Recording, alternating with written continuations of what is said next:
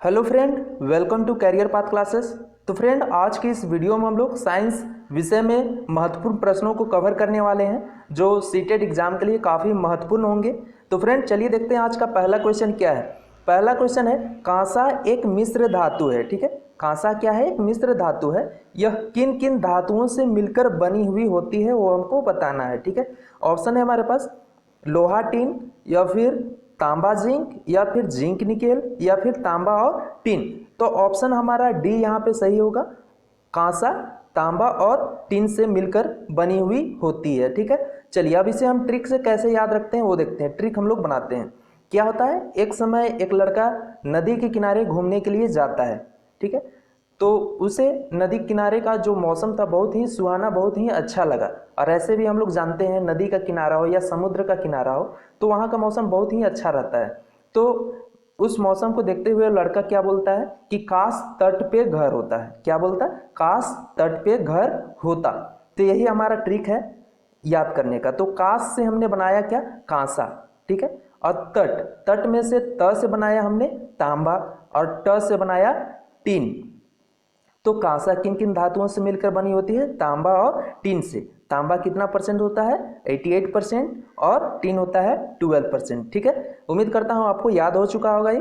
तो फ्रेंड, अगर वीडियो अच्छा लग रहा है तो लाइक कर दे, और चैनल को सब्सक्राइब नहीं किया है तो प्लीज सब्सक्राइब कर ले। चलिए नेक्स्ट क्वेश्चन देखते हैं। नेक्स्ट क्वेश्चन है, घाव पर फिटकरी लगाने से रक्तस्राव रुक जाता है क्योंकि। क्यों रुकता है वो हमें बताना है।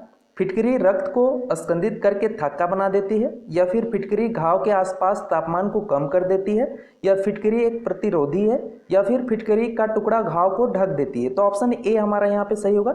फिटकरी रक्त को स्कंदित करके थक्का बना देती है। ठीक है, सीटेट 2011 का एक क्वेश्चन है। चलिए नेक्स्ट क्वेश्चन देखते हैं। नेक्स्ट है, ऊष्मा संचरण की कौन सी विधि में माध्यम की आवश्यकता नहीं होती है? तो ऑप्शन है विकिरण पे, या संवहन पे, चालन पे, या विसरण पे। तो विकिरण पे, ऑप्शन ए हमारा यहाँ पे सही होगा। ऊष्मा संचरण के लिए विकिरण विधि में माध्यम की आवश्यकता नहीं होती है। ठीक है, क्यों? क्योंकि इसमें जो हमारा प्रकाश होता है या लाइट होता है वो सीधी रेखा में गमन करती है। ठीक है, यहाँ पे आप देख सकते हैं एग्जाम्पल में गामा, यहाँ पे गामा किरण है वो सीधी रेखा पे गमन कर रही है। ठीक है, और वस्तु को क्या कर रही है? गर्म कर रही है। ठीक है, आप यहाँ पे क्लियरली देख पाएंगे कि कैसे गामा किरण गमन कर रही है और गर्म कर रही है वस्तु के। ठीक है, चलिए नेक्स्ट क्वेश्चन देखते हैं। नेक्स्ट क्वेश्चन है, एड्स बीमारी से प्रभावित होने वाला तंत्र है। एड्स बीमारी से कौन सा तंत्र प्रभावित होता है वो बताना है हमें। पाचन तंत्र होता है, श्वसन तंत्र होता है, केंद्रीय तंत्रिका तंत्र होता है, या प्रतिरक्षा तंत्र होता है? तो डी हमारा सही होगा, प्रतिरक्षा तंत्र हमारा प्रभावित होता है। ठीक है, अब एड्स का फुल फॉर्म क्या होता है वो जान लेते हैं। तो एड्स का फुल फॉर्म होता है एक्वायर्ड इम्यूनो डिफिशियंसी सिंड्रोम होता है। ठीक है, और एड्स विषाणु से होने वाला एक क्या है? बीमारी है। क्लियर है? चलिए नेक्स्ट क्वेश्चन देखते हैं। प्रत्येक क्रिया के सदैव विपरीत एवं एक समान प्रतिक्रिया होती है, इस कथन को कहते हैं क्या? कहते हैं वो बताना है। न्यूटन का प्रथम नियम, न्यूटन का द्वितीय नियम, या न्यूटन का तृतीय नियम, या इनमें से कोई नहीं। तो ऑप्शन हमारा ए यहाँ पे सही होगा। ठीक है, क्या बोलते हैं इसे? न्यूटन का प्रथम नियम कहते हैं। ठीक है, और न्यूटन के प्रथम नियम को गैलीलियो का नियम या जड़त्व का नियम भी कहते हैं। क्लियर है? चलिए नेक्स्ट क्वेश्चन देखते हैं। कार्य करने की दर कहलाती है। कार्य करने की दर क्या कहलाती है वो बताना है। तो कार्य करने की दर क्या कहलाती है? शक्ति कहलाती है। ऑप्शन सी हमारा सही होगा। ठीक है, कार्य करने की दर क्या कहलाती है? शक्ति कहलाती है। और शक्ति का SI मात्रक क्या होता है? वाट होता है। ठीक है, और एक अशु शक्ति या एक HP horse power is equal to कितना होता है? 746 वाट होता है। क्लियर है? चलिए नेक्स्ट क्वेश्चन देखते हैं। नेक्स्ट क्वेश्चन है, दाब वृद्धि के साथ पानी का क्वथनांक क्या होता है? घटता है, बढ़ता है, अपरिवर्तित रहता है, इनमें से कोई नहीं। तो ऑप्शन ए हमारा सही होगा, बढ़ता है। ठीक है, दाब वृद्धि के साथ पानी का क्वथनांक क्या होता है? बढ़ जाता है। क्लियर है? चलिए नेक्स्ट क्वेश्चन है, दूरदृष्टि दोष के मरीज को चश्मा दिया जाता है। कौन सा चश्मा दिया जाता है वो बताना है। शून्य क्षमता का लेंस, मिश्रित लेंस, उत्तल लेंस, अवतल लेंस। तो ऑप्शन सी सही होगा, उत्तल लेंस दिया जाता है। जो दूरदृष्टि दोष के मरीज होते हैं उन्हें कौन सा चश्मा दिया जाता है? उत्तल लेंस दिया जाता है। और दूरदृष्टि से ग्रसित व्यक्ति को दूर की वस्तुएं दिखलाई पड़ती है, लेकिन निकट की वस्तुएं दिखलाई नहीं पड़ती है। ठीक है, चलिए नेक्स्ट क्वेश्चन देखते हैं। नेक्स्ट है, कोशिका भित्ति वाला सबसे छोटा सजीव है। कोशिका भित्ति वाला सबसे छोटा सजीव कौन सा है वो बताना है, ईस्ट है, शैवाल है, साइनोबैक्टीरिया या जीवाणु है। तो ऑप्शन हमारा डी यहाँ पे सही होगा, जीवाणु होगा। ठीक है, सीटेट 2012 का क्वेश्चन है। और कोशिका भित्ति मुख्यतः सेलुलोज की बनी हुई होती है। क्लियर है। चलिए नेक्स्ट क्वेश्चन है, जब सीएनजी एलपीजी का पूर्ण दहन होता है तो उत्पाद बनते हैं। जब सीएनजी और एलपीजी का पूर्ण दहन होता है तो कौन सा उत्पाद बनता है वो बताना है हमें।